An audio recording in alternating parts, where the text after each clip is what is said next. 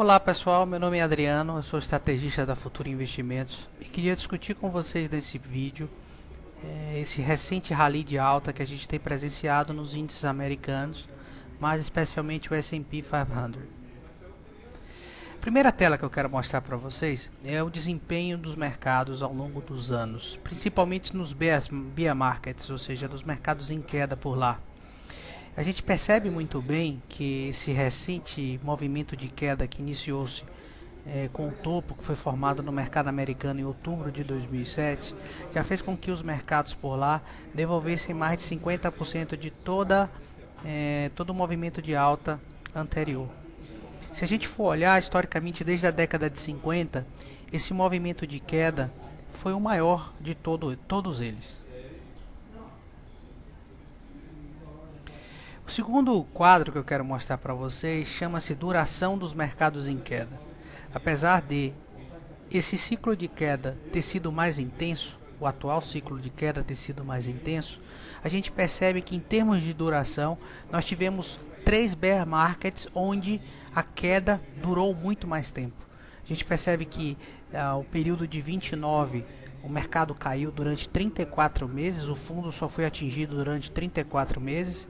A gente percebe também que na época da crise do petróleo a queda durou aproximadamente 22 meses e também no ciclo de queda das empresas.com a queda durou durante 31 meses. O recente período de queda do nosso mercado, dos mercados, está durando aproximadamente 18 meses, o que dá margem e espaço para que a gente imagine uma duração um pouco maior desse ciclo de queda, apesar da queda atual ter sido a maior desde a década de 50.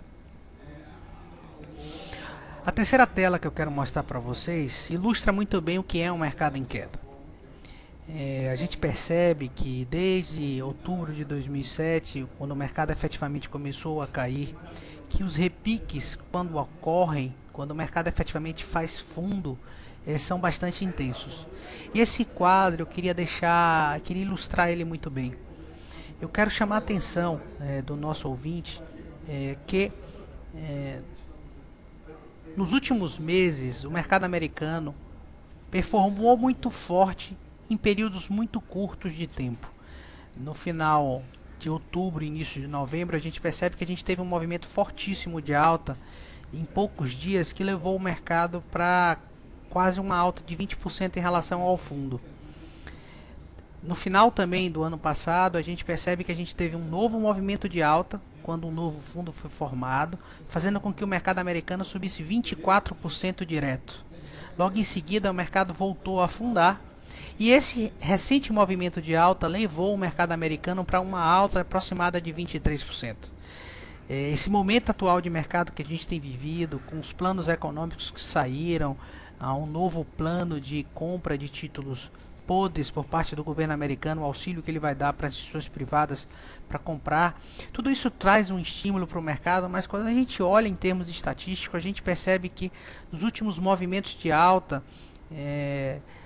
quando o mercado sobe mais do que 20% no mercado americano, ele é seguido de quedas significativas. Eu não vejo razão para que desta feita seja diferente, ou seja, a relação risco-retorno de compra atual no S&P não é nada convidativa. A gente tem que ter muita cautela em termos de compra, porque muito provavelmente esse refresco que a gente teve já está chegando ao fim. Estatisticamente não é interessante a gente pensar em comprar. Por fim, eu quero mostrar para vocês um pouco de AT, um pouco de análise técnica do S&P. Isso é um gráfico diário do S&P. A gente percebe que com esse fechamento de sexta, a gente está fazendo um padrão em candlestick que a gente gosta muito, que a gente acha extremamente confiável, que se chama engolfo de baixa. A gente vem de um rally de mais de 20% de alta, que estatisticamente já mostra que o ponto não é um ponto que a gente deve assumir riscos demasiados. E a gente acredita que o S&P semana que vem ele realize até um patamar de 7.600 pontos, onde a gente tem a média móvel de 50 dias. E também o fundo recente do último movimento de queda. Eu acho que a primeira briga do S&P nesse processo de correção vai ser os 7.600 pontos. Se a correção for um pouco mais significativa, a gente deve buscar os 7.250, que é a região de suporte mais forte do S&P. Ou seja, as cartas estão postas na mesa. A relação risco-retorno de comprar S&P agora não é boa. É possível que esse movimento de queda se estenda por mais alguns meses. E não é hora de comprar, é hora de ter um pouco de paciência, que provavelmente o mercado americano deve realizar. E uma realização mais forte necessariamente vai levar o nosso Ibovespa para baixo dos 40 mil pontos. Era isso, pessoal, e até a próxima. Obrigado.